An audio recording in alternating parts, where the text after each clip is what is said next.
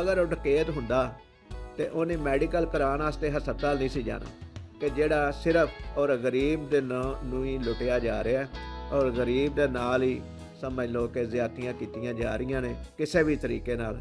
ਔਰ ਜਿਨ੍ਹਾਂ ਨੂੰ ਪਤਾ ਹੁੰਦਾ ਹੈ ਉਹ ਗਰੀਬ ਦਾ ਸਾਥ ਘੱਟ ਦਿੰਦੇ ਨੇ, ਆਪਣੇ ਮਫਾਦਾਤ ਦੀ ਜੰਗ ਜ਼ਿਆਦਾ ਲੜਦੇ ਨੇ, ਉਹਦੇ ਨਾਲ ਲੋਕੀ ਕਿੱਡੀ ਜ਼ਿਆਦਤੀ ਕਰ ਜਾਂਦੇ ਨੇ ਕਿ 70-80 ਹਜ਼ਾਰ ਰੁਪਇਆ ਜ਼ਮਾਨਤ ਦੀ ਸ਼ਕਲ ਵਿੱਚ ਲੈ ਕੇ ਬੰਦੇ ਲੋਕੀ। ਤੇ ਬਿਸਮਿल्लाहिर्रहमानिर्रहीम। दोस्तों अस्सलाम वालेकुम।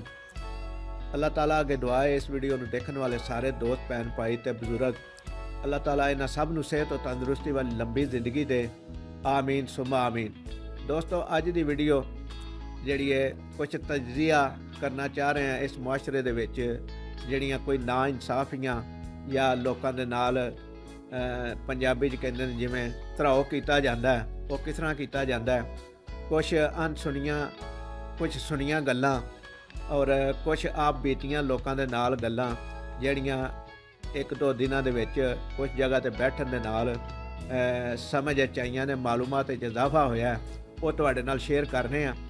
ਤੇ ਦੋਸਤੋ ਅੱਜ ਇਤਵਾਰ ਦਾ ਦਿਨ ਹੈ, ਕੱਲ੍ਹ ਦੀ ਵੀਡੀਓ ਅਸੀਂ ਨਹੀਂ ਬਣਾ ਸਕੇ ਕਿਸੇ ਸਮਝ ਲਓ ਕਿ ਮਸਰੂਫੀਅਤ ਦੀ ਵਜ੍ਹਾ ਤੋਂ, ਤੇ ਅੱਜ ਦੁਬਾਰਾ ਤੁਹਾਡੀ ਖਿਦਮਤ ਵਿੱਚ ਹਾਜ਼ਰ ਹੋਏ ਹਾਂ ਇੱਕ ਨਵੀਂ ਵੀਡੀਓ ਲੈ ਕੇ। ਇਸ ਵੀਡੀਓ ਨੂੰ ਦੇਖਣ ਵਾਲੇ ਸਾਰੇ ਦੋਸਤਾਂ ਅੱਗੇ ਗੁਜ਼ਾਰਿਸ਼ ਹੈ ਕਿ ਸਾਡੇ ਚੈਨਲ ਨੂੰ ਸਬਸਕ੍ਰਾਈਬ ਕਰ ਲਓ ਔਰ ਬੈਲ ਆਈਕਨ ਦੇ ਬਟਨ ਨੂੰ ਵੀ ਦਬਾ ਦਿਓ ਤਾਂ ਕਿ ਸਾਡੀ ਹਰ ਨਵੀਂ ਆਉਣ ਵਾਲੀ ਵੀਡੀਓ ਦਾ ਨੋਟੀਫਿਕੇਸ਼ਨ ਤੁਹਾਡੇ ਤੱਕ ਪਹੁੰਚ ਸਕੇ। ਤੇ ਦੋਸਤੋ ਚੱਲਦੇ ਹਾਂ ਅੱਜ ਦੀ ਵੀਡੀਓ ਦੀ ਤਰਫ ਔਰ ਤਜਜ਼ੀਆ ਕਰਨੇ ਆ ਔਰ ਜਿਹੜੀਆਂ ਇਸ ਮੁਆਸ਼ਰੇ ਦੇ ਵਿੱਚ ਨਾ ਇਨਸਾਫੀਆਂ ਜਾਂ ਇਸ ਮੁਆਸ਼ਰੇ ਦੇ ਵਿੱਚ ਅਸੀਂ ਇੱਕ ਦੂਜੇ ਨਾਲ ਜਿਸ ਤਰ੍ਹਾਂ ਦਾ ਵਰਤਾਓ ਕਰ ਰਹੇ ਹਾਂ ਉਹ ਕੁਝ ਗੱਲਾਂ ਤੁਹਾਡੇ ਨਾਲ ਸ਼ੇਅਰ ਕਰਨਾ ਅੱਜ, ਔਰ ਕਮੈਂਟ ਵਿੱਚ ਦੱਸਿਆ ਜੇ ਕਿ ਵਾਕਈ ਇਸ ਤਰ੍ਹਾਂ ਹੀ ਵਰਤਾਓ ਹੋ ਰਿਹਾ ਜਾਂ ਕੁਝ ਗੱਲਾਂ ਜਿਹੜੀਆਂ ਤੁਹਾਡੇ ਨਾਲ ਸ਼ੇਅਰ ਕੀਤੀਆਂ ਨੇ ਉਹ ਐਵੇਂ ਹੀ ਕਰ ਦਿੱਤੀਆਂ ਨੇ। ਦੋਸਤੋ ਕੱਲ੍ਹ ਮੈਂ ਇੱਕ ਬਜ਼ੁਰਗਾਂ ਕੋਲ ਬੈਠਿਆ ਹੋਇਆ ਸਾਂ, ਮਾੜੇ ਨੇ ਗਰੀਬ ਨੇ, ਉਹਨਾਂ ਦੇ ਨਾਲ ਕੁਝ ਪਿਛਾਂ ਜਿਹਾ ਇੰਸੀਡੈਂਟ ਹੋਇਆ, ਕੋਈ ਮਾਮਲਾ ਖਰਾਬ ਹੋਏ ਉਹਨਾਂ ਦੇ ਪੋਤੇ ਨਾਲ, ਤੇ ਉਹਨੂੰ ਕਾਨੂੰਨੀ ਤੌਰ 'ਤੇ ਹਿਰਾਸਤ ਵਿੱਚ ਲਿਆ ਗਿਆ ਔਰ ਉਹਨਾਂ ਮੈਨੂੰ ਦੱਸਿਆ ਕਿ ਮੈਂ ਆਪਣੇ ਪੋਤੇ ਨੂੰ ਹਰ ਮੁਮਕਿਨ ਕੋਸ਼ਿਸ਼ ਕੀਤੀ ਹੈ ਛਡਾਉਣ ਦੀ ਔਰ ਬੇਗੁਨਾਹ ਸਾਬਤ ਕਰਨ ਦੀ, ਲੇਕਿਨ ਮੈਂ ਹਰ ਕੋਸ਼ਿਸ਼ ਵਿੱਚ ਨਾਕਾਮ ਰਿਹਾ ਔਰ ਪੈਸੇ ਵੀ ਬੜੇ ਲਾ ਚੁੱਕਿਆ ਵਾਂ। ਮੈਂ ਆਪਣੇ ਪੋਤੇ ਦੀ ਜ਼ਮਾਨਤ ਵਾਸਤੇ ਸੁਣ ਕੇ ਮੈਨੂੰ ਹਾਸਾ ਵੀ ਆਇਆ ਔਰ ਬਾਅਦ ਵਿੱਚ ਪਰੇਸ਼ਾਨੀ ਵੀ ਹੋਈ ਕਿ ਮਾੜੇ ਬੰਦੇ ਦੇ ਨਾਲ ਲੋਕੀ ਕਿਸ ਤਰ੍ਹਾਂ ਕਰਦੇ ਨੇ।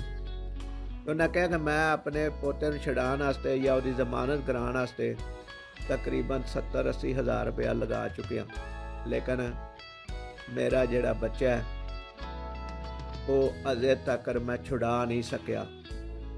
ਤੇ ਮੈਂ ਉਹਨਾਂ ਨੂੰ ਕਿਹਾ ਕਿ ਜਨਾਬ ਤੁਸੀਂ ਤੇ ਆਂਦੇ ਹੋ ਕਿ ਮੈਂ ਜ਼ਮਾਨਤ ਕਰਾ ਲਈ, ਜ਼ਮਾਨਤ ਜਿਹਦੀ ਹੋ ਜਾਏ ਉਹ ਬੱਚਾ ਤੇ ਹਿਰਾਸਤ ਵਿੱਚ ਨਹੀਂ ਹੁੰਦਾ, ਲੇਕਿਨ ਉਹਨਾਂ ਆਖਿਆ ਕਿ ਉਹ ਹਿਰਾਸਤ ਵਿੱਚ ਹੀ ਹੈ।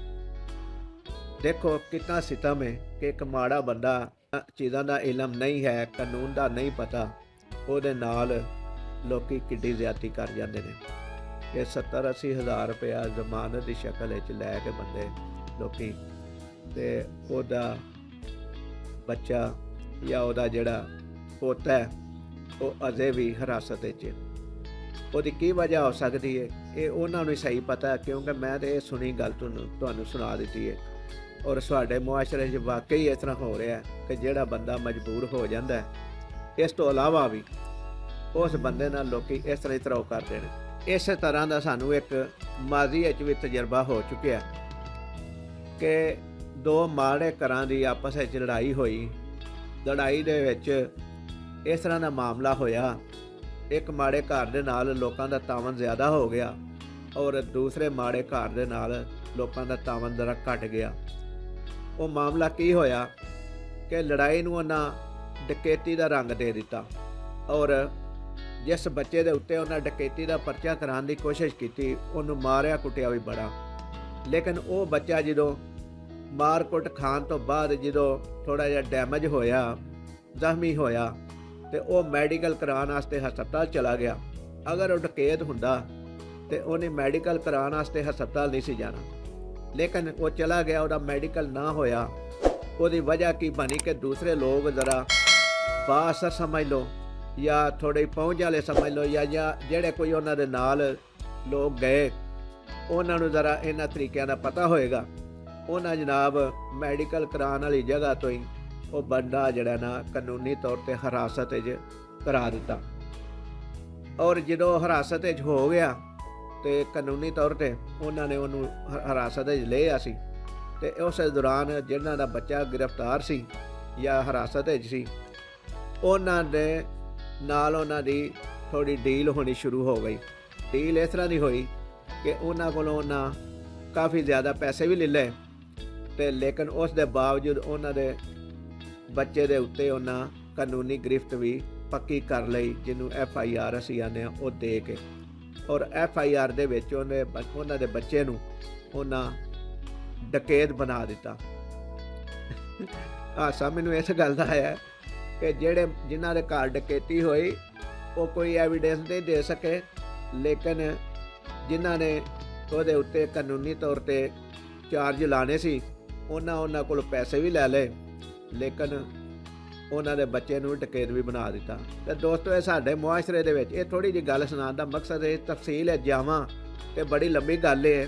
ਸਮਝ ਲਓ ਕਿ ਜ਼ਿਆਦਤੀਆਂ ਹੁੰਦੀਆਂ ਨੇ ਔਰ ਇਹ ਜ਼ਿਆਦਤੀਆਂ ਹੁੰਦੀਆਂ ਰਹਿਣੀਆਂ ਨੇ, ਕਿਉਂਕਿ ਸਾਡੇ ਮੁਆਸ਼ਰੇ ਦੇ ਵਿੱਚ ਇਹ ਗੱਲਾਂ ਸਾਰੀਆਂ ਸਰਾਇਤ ਕਰ ਚੁੱਕੀਆਂ ਨੇ। ਤੇ ਦੋਸਤੋ, ਘੱਟ ਟਾਈਮ ਲਿਆ ਜਾਏ, ਘੱਟ ਟਾਈਮ ਦੇ ਵਿੱਚ ਤੁਹਾਨੂੰ ਮੈਸੇਜ ਦਿੱਤਾ ਜਾਏ।